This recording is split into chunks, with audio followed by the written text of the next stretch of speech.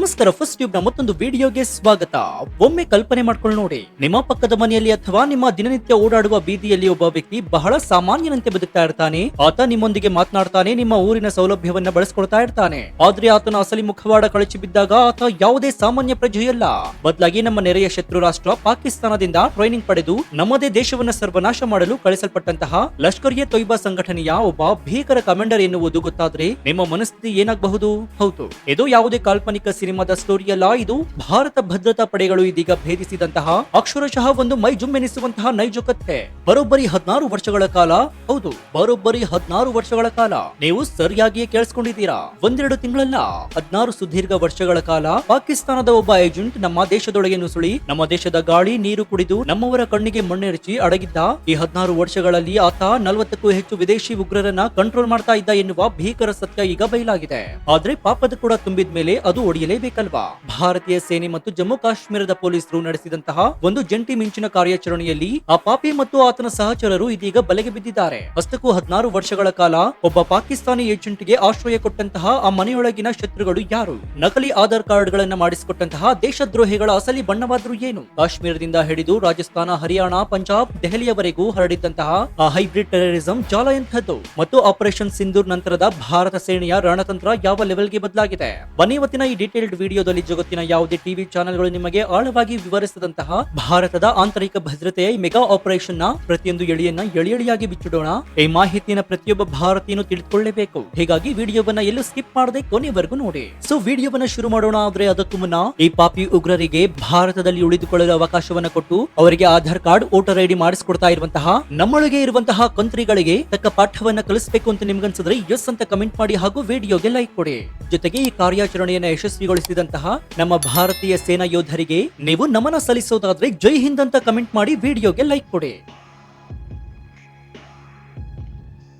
ಸ್ನೇಹಿತರೆ, ಈ ರೋಚಕ ಕಾರ್ಯಾಚರಣೆ ಶುರುವಾಗಿದ್ದು ಮಾರ್ಚ್ 22ರಂದು ಜಮ್ಮು ಮತ್ತು ಕಾಶ್ಮೀರ ಪೊಲೀಸರ ಗುಪ್ತಚರ ವಿಭಾಗಕ್ಕೆ ಒಂದು ಅತ್ಯಂತ ನಿಖರವಾದ ಮತ್ತು ಖಚಿತವಾದ ಮಾಹಿತಿ ಬರುತ್ತೆ. ಆ ಮಾಹಿತಿಯ ಆಧಾರದ ಮೇಲೆ ಜಮ್ಮು ಕಾಶ್ಮೀರ ಪೊಲೀಸರು ಪಂಜಾಬ್ ಪೊಲೀಸರ ನೆರವಿನೊಂದಿಗೆ ಪಂಜಾಬ್ನ ಮಲೇರ್ಕೋಟ್ಲಾ ಎನ್ನುವಂತಹ ಒಂದು ಪುಟ್ಟ ಹಳ್ಳಿಯಲ್ಲಿ ಮಧ್ಯರಾತ್ರಿ ಒಂದು ಹೈ ವೋಲ್ಟೇಜ್ ಸೀಕ್ರೆಟ್ ಆಪರೇಷನ್ ಅನ್ನ ನಡೆಸ್ತಾರೆ. ಆ ದಾಳಿಯಲ್ಲಿ ಇಬ್ಬರು ವ್ಯಕ್ತಿಗಳನ್ನ ಅರೆಸ್ಟ್ ಮಾಡಿ ಶ್ರೀನಗರಕ್ಕೆ ಕರೆತರಲಾಗುತ್ತೆ.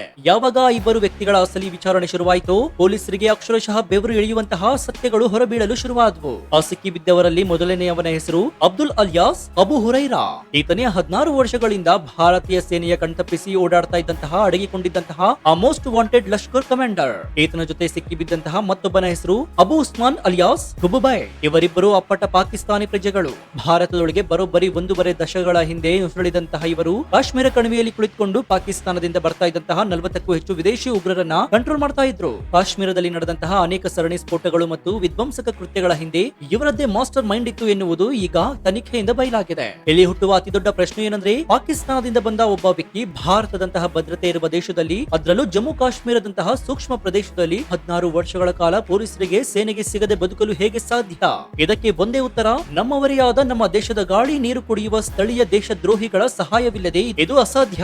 ಹೌದು, ಬೇಲಿಯೇ ಇದ್ದು ಹೊಲಮೇಯ್ದಂತೆ ನಮ್ಮ ಸಮಾಜದಲ್ಲೇ ಇದ್ದುಕೊಂಡು ಶತ್ರು ರಾಷ್ಟ್ರದ ಏಜೆಂಟ್ಗಳಿಗೆ ಸಹಾಯ ಮಾಡಿದ 3 ನೀಚರನ್ನ ಈಗ ಪೊಲೀಸರು ಬಂಧಿಸಿದ್ದಾರೆ. ಅಬು ಹುರೈರಾ ನೀಡಿದಂತಹ ಮಾಹಿತಿಯ ಆಧಾರದ ಮೇಲೆ ಶ್ರೀನಗರದ ಜುಕುರ ಪ್ರದೇಶದಲ್ಲಿ 3 ಅರೆಸ್ಟ್ ಮಾಡಲಾಗಿದೆ. ಅವರ ಹೆಸರುಗಳು ಮೊಹಮ್ಮದ್ ನಕೀಬ್ ಭಟ್, ಆದಿಲ್ ರಶೀದ್ ಭಟ್ ಮತ್ತು ಗುಲಾಂ ಮೊಹಮ್ಮದ್ ಮೀರಾ ಅಲಿಯಾಸ್ ಮಾಮಾ. ಈ 3 ಮಾಡಿದ್ದೇನು ಗೊತ್ತಾ?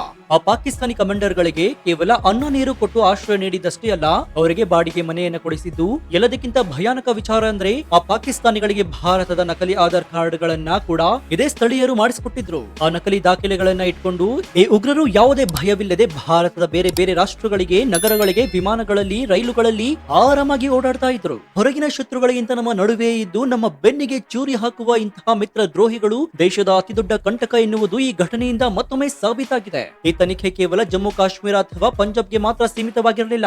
ಅರೆಸ್ಟ್ ಆದ ಉಗ್ರರು ಬಾಯಿ ಬಿಟ್ಟ ತಕ್ಷಣ ಭಾರತದ ಗುಪ್ತಚರ ಇಲಾಖೆ ಮತ್ತು ಪೊಲೀಸರು ಒಟ್ಟು 19 ಸ್ಥಳಗಳಲ್ಲಿ ಏಕಾಏಕಿ ಮಿಂಚಿನ ದಾಳಿಯನ್ನು ನಡೆಸಿದ್ರು. ಇದರಲ್ಲಿ ರಾಜಸ್ಥಾನ, ಹರಿಯಾಣ ಮತ್ತು ದೆಹಲಿಯವರೆಗೂ ಕೂಡ ಈ ಉಗ್ರರ ಜಾಲ ಹರಡಿತ್ತು ಎನ್ನುವುದು ಕನ್ಫರ್ಮ್ ಆಗಿದೆ. ಅರೆ, ಕಾಶ್ಮೀರದಲ್ಲಿರುವಂತಹ ಉಗ್ರರು ರಾಜಸ್ಥಾನದಲ್ಲಿ ಏನ್ ಮಾಡ್ತಾ ಇದ್ರು? ಅಲ್ಲೇ ಇರೋದು ನೋಡಿ ಲಷ್ಕರ್ ಎ ತೊಯ್ಬಾದ ಈ ಹೊಸ ಕರಾಳ ತಂತ್ರ. ಅದನ್ನೇ ಹೈಬ್ರಿಡ್ ಟೆರರಿಸಂ ಅಥವಾ ಸ್ಲೀಪರ್ ಸೆಲ್ಸ್ ಅಂತ ಕರೆಯಲಾಗುತ್ತೆ. ಈ ಉಗ್ರರು ನಗರ ಪ್ರದೇಶಗಳಲ್ಲಿ ನಿಮ್ಮ ನಡುವೆ ಸಾಮಾನ್ಯ ನಾಗರಿಕರಂತೆ ಬದುಕ್ತಾ ಇರ್ತಾರೆ. ಅವರು ಬೆಳಗ್ಗೆ ಅಂಗಡಿಯಲ್ಲಿ ಕೆಲಸ ಮಾಡಬಹುದು, ಆಟೋವನ್ನು ಓಡಿಸಬಹುದು ಅಥವಾ ಯಾವುದೋ ಆಫೀಸ್ ನಲ್ಲಿ ಗುಮಾಸ್ತರನ್ನಾಗಿರಬಹುದು. ಅವರನ್ನ ನೋಡಿದ್ರೆ ಯಾರಿಗೂ ಕೂಡ ಇವರು ಉಗ್ರರು ಎನ್ನುವಂತಹ ಸಣ್ಣ ಡೌಟ್ ಕೂಡ ಬರೋದಿಲ್ಲ.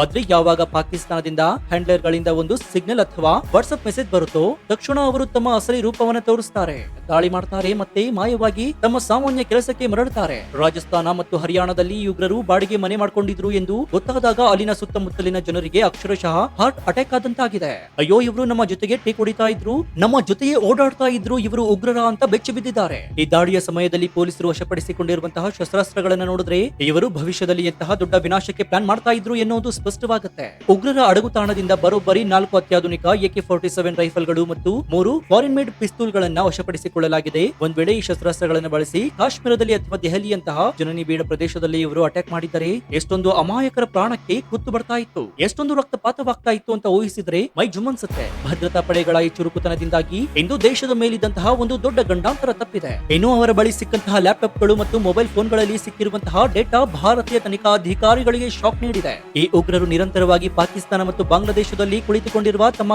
ಹ್ಯಾಂಡ್ಲರ್ ಗಳ ಜೊತೆಗೆ ಎನ್ಕ್ರಿಪ್ಟೆಡ್ ಆಪ್ ಗಳ ಮೂಲಕ ನಕಲಿ ಸಿಮ್ ಕಾರ್ಡ್ ಗಳನ್ನ ಬಳಸಿ ಸಂಪರ್ಕದಲ್ಲಿದ್ರು. ಭವಿಷ್ಯದಲ್ಲಿ ಮಾಡಬೇಕಾದಂತಹ ಸರಣಿ ದಾಳಿಗಳ ಬ್ಲೂ ಪ್ರಿಂಟ್ ಆ ಲ್ಯಾಪ್ಟಾಪ್ ನಲ್ಲಿತ್ತು. ಎಲ್ಲದಕ್ಕಿಂತ ಮುಖ್ಯವಾಗಿ ಈ 16 ವರ್ಷಗಳ ಕಾಲ ಇವರಿಗೆ ಪಾಕಿಸ್ತಾನದಿಂದ ಹಣ ಹೇಗೆ ಬರ್ತಾ ಇತ್ತು, ಆ ಬ್ಯಾಂಕ್ ಅಕೌಂಟ್ ಗಳು ಯಾರ ಹೆಸರಿನಲ್ಲಿತ್ತು, ಇವರಿಗೆ ಹಣ ಸಪ್ಲೈ ಮಾಡ್ತಾ ಇದ್ದಂತಹ ಆ ವೈಟ್ ಕಾಲರ್ ಕ್ರಿಮಿನಲ್ ಗಳು ಯಾರ್ಯಾರು, ಈ ಎಲ್ಲಾ ವಿಚಾರಗಳ ಬಗ್ಗೆ ಈಗ NIA ಮತ್ತು ಪೊಲೀಸರು ತನಿಖೆ ಚುರುಕುಗೊಳಿಸಿದ್ದಾರೆ. ಈಗಾಗಲೇ ಈ ಜಾಲಕ್ಕೆ ಸಂಬಂಧಿಸಿದ 24ಕ್ಕೂ ಹೆಚ್ಚು ಜನರನ್ನ ಎತ್ತಿಕೊಂಡು ಲಾಕಪ್ ನೊಳಗೆ ಹಾಕಿ ವಿಚಾರಣೆ ನಡೆಸಲಾಗ್ತಾ ಇದೆ. ಸ್ನೇಹಿತರೆ, ಈ ಹಿಂದೆ ಭಾರತದೊಳಗೆ ಉಗ್ರರು ನುಗ್ಗಿ ದಾಳಿ ಮಾಡಿದ ನಂತರವಷ್ಟೇ ನಮ್ಮ ಸೇನೆ ಅವರ ಬೆನ್ನಟ್ಟಿ ಹೋಗ್ತಾ ಇತ್ತು. ಆದ್ರೆ ಆಪರೇಷನ್ ಸಿಂಧೂರ್ ಮತ್ತು ಇತ್ತೀಚಿನ ಜಾಗತಿಕ ಬದಲಾವಣೆಗಳ ನಂತರ ಜಮ್ಮು ಕಾಶ್ಮೀರದಲ್ಲಿ ಭಾರತೀಯ ಸೇನೆಯ ರಣತಂತ್ರ ಸಂಪೂರ್ಣವಾಗಿ 360 ಡಿಗ್ರಿ ಬದಲಾಗಿದೆ. ಇಂದು ಭಾರತೀಯ ಸೇನೆ ಕೇವಲ ರಕ್ಷಣಾತ್ಮಕವಾಗಿ ಉಳಿದಿಲ್ಲ, ಅದು ಸಂಪೂರ್ಣವಾಗಿ ಆಕ್ರಮಣಕಾರಿ ರೂಪವನ್ನು ಪಡೆದುಕೊಂಡಿದೆ. ಶತ್ರುಗಳು ಪ್ಲಾನ್ ಮಾಡುವ ಮುನ್ನವೇ ಅವರ ಅಡಗುತಾಣಗಳನ್ನ ಹುಡುಕಿ ತೆಗೆದು ಧೂಳಿಪಟ್ಟಿ ಮಾಡಲಾಗ್ತಾ ಇದೆ. ಸೇನೆಯ ಬತ್ತಳಿಕೆಗೆ ಈಗ ಅತ್ಯಾಧುನಿಕ artificial intelligence, satellite survival, hitech ಡ್ರೋನ್ಗಳು ಸೇರ್ಪಡೆಯಾಗಿವೆ. ಈ ಡ್ರೋನ್ಗಳು ಕಾಶ್ಮೀರದ ದಟ್ಟವಾದ ಕಾಡುಗಳಲ್ಲಿ, ಹಿಮಾವೃತವಾದ ಗುಡ್ಡ ಬೆಟ್ಟಗಳ